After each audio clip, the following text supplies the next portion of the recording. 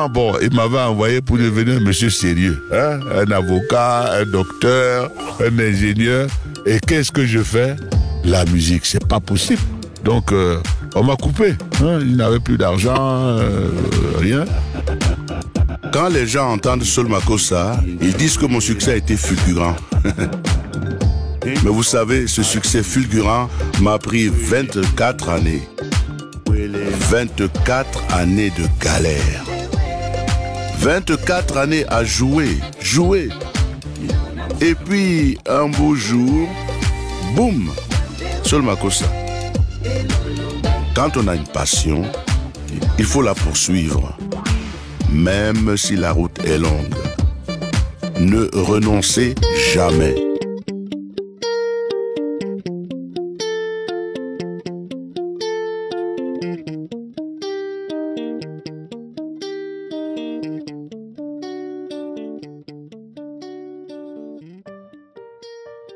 Cette voix grave et les douces mélodies de son saxophone ne seront plus en live aux quatre coins du monde. Seuls les enregistrements seront les témoins du passage sur cette terre de cette icône de la musique. La légende camerounaise, que l'on pensait tirée d'affaire après les déclarations rassurantes de ses proches la semaine dernière, a donc finalement succombé à 86 ans après avoir contracté le coronavirus. Première star mondiale à perdre la vie à cause de ce virus, le musicien aurait été contaminé à l'hôpital alors qu'il se faisait soigner pour une autre pathologie. C'est un pilier de la musique jazz. Musique africaine, musique classique, musique moderne et traditionnelle qui tombe. De son vrai nom, Emmanuel Njoké Dibongo, l'artiste rend l'âme 6 jours après l'annonce de son hospitalisation. Une triste nouvelle annoncée par la famille du musicien ce mercredi 24 mars 2020. Suite à cette annonce, de nombreuses réactions sur la toile d'artistes et de personnalités politiques touchées par la disparition de cette icône de la musique ont surgi. On peut encore lire sur le compte Twitter de Niska, « Repose en paix Manu, mes condoléances à ta famille, merci de nous avoir inspirés ». Preuve que Manu Dibango et sa musique auront parlé et inspiré bien des générations d'artistes. Même son de cloche du côté de Youssoundo, qui dit « Oh non, pas toi Manu Dibango, j'ai pas les mots pour traduire toute ma tristesse, tu as été un grand frère, une fierté pour le Cameroun et pour l'Afrique tout entière, une immense perte. RIP le roi de la Makossa, les génies de la saxo. » Un autre hommage à Manu Dibango aurait été rendu par la chanteuse béninoise Angélique Kidjo sur Twitter, qui a partagé une vidéo d'elle aux côtés du musicien saxophone à la bouche. Ce sont les dernières images qu'elle partage avec l'artiste en vie. On peut lire « Tu as toujours été là pour moi depuis mes débuts à Paris. Jusqu'à ces répétitions il y a 2 mois, tu es le géant de la musique africaine et un être magnifique. » écrit-elle en légende de cette vidéo souvenir.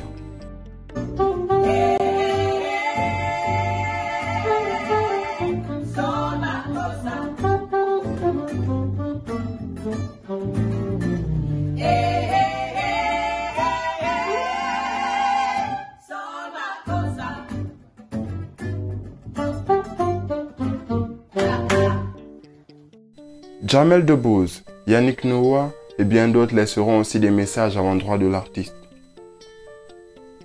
Le président du Cameroun, Paul Biya, a lui aussi été touché par la disparition de l'artiste et c'est à son nom et à celui de sa femme qu'il a rendu hommage à Manu Dibango.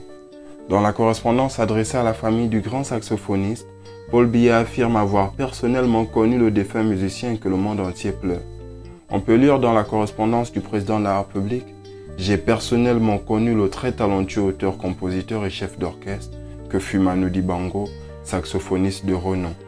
Il aura réalisé une exceptionnelle carrière d'artiste par sa longévité, sa densité et sa diversité. Sans aucun doute, Manu, comme il aimait se faire appeler, était le doyen, estimé et respecté des musiciens africains.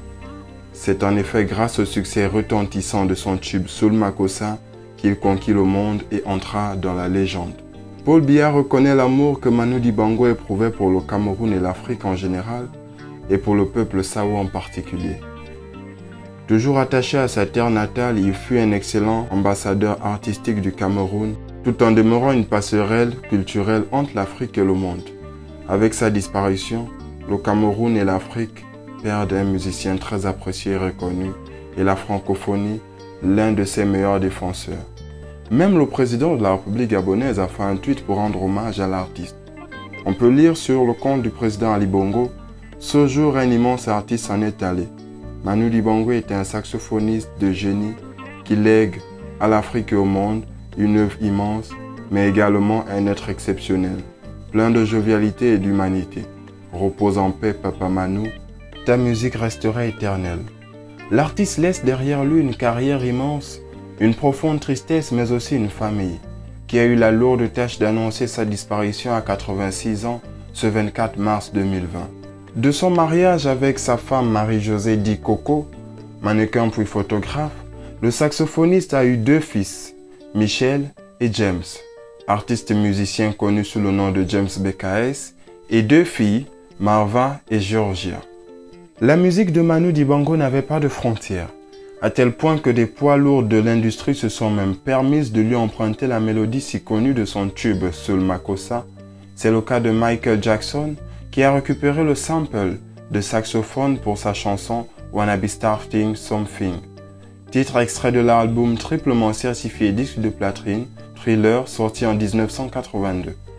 Un plagiat en bonne et due forme, 2 ans plus tard, avec l'aide de la SACEM, la Société des auteurs, compositeurs et éditeurs de musique, Manu Dibango porte réclamation pour utilisation sans autorisation d'un extrait de sa chanson. L'affaire se solde finalement par un arrangement financier. Pour Manu Dibango, les années 2000 sont notamment marquées par une succession de nouveaux plagiats de Soul Makossa. En effet, en février 2009, il décide d'attaquer les maisons de disques de Michael Jackson et de Rihanna. Débouté sous la forme, il obtient néanmoins un arrangement financier à l'amiable. Considéré comme le plus grand saxophoniste que l'Afrique ait jamais connu, Manu Dibango sera plusieurs fois récompensé pour sa musique, et cela commence en 1977 où il recevra le trophée d'or à l'Olympia.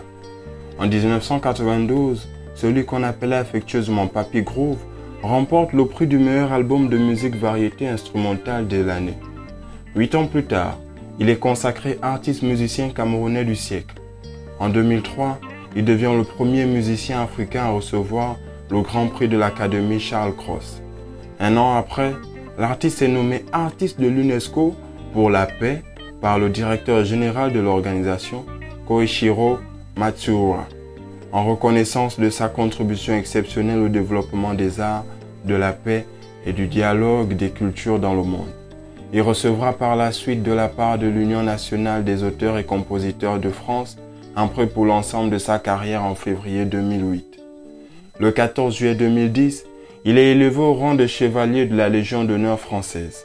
En février 2017, il est honoré au Nigeria d'un Lifetime Award pour l'ensemble de sa carrière qui lui est remis lors de la cérémonie des Afrima. Cet artiste de talent laisse un héritage incontestable, notamment son expérience partagée à la jeunesse africaine et aux autres artistes pour qui il avait toujours du temps, mais aussi ses plus beaux titres, tels que son célèbre Soul Makossa, sorti en 1972, Waka Africa en 1992, Negropolitaine, dont le 2e volume lui vaut une victoire de la musique, La Masta Bastani en 1995 et Camera Feeling en 2001. Nous te disons au revoir, mais tu seras toujours vivant parmi nous aussi longtemps que nous écouterons ta musique.